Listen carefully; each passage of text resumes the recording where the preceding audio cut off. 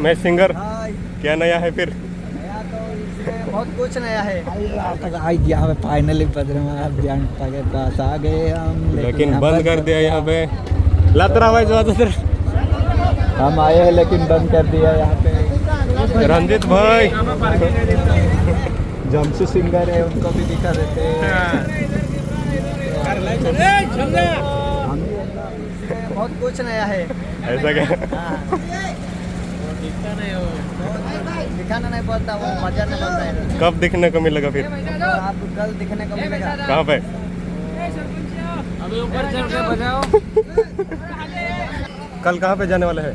कल है ना निजामपुर में। निजामपुर साकरे साकरे तालुका। और 9 अगस्त। और 9 अगस्त का प्रोग्राम सनगढ़ में है। और सनगढ़ से भी 10 तारीख को जाएंगे शहादा में। शहादा। हाँ, साथ में रॉकी स्टार और नसीब स्टार बैंड भी है और बजरंग बैंड, 3 बैंड रहने वाले हैं शहादा में 10 तारीख को। बहुत धमाका होगा वहाँ पे। बहुत धमाका रहेगा गाइस, कंपटीशन वाला ज़्यादा रहेगा क्योंकि टॉप बैंड है उधर 3। तो आ जाना दोस्तों शहादा में 10 तारीख को। Okay okay. अभी यहाँ पे साउंड सेटिंग का काम चालू है।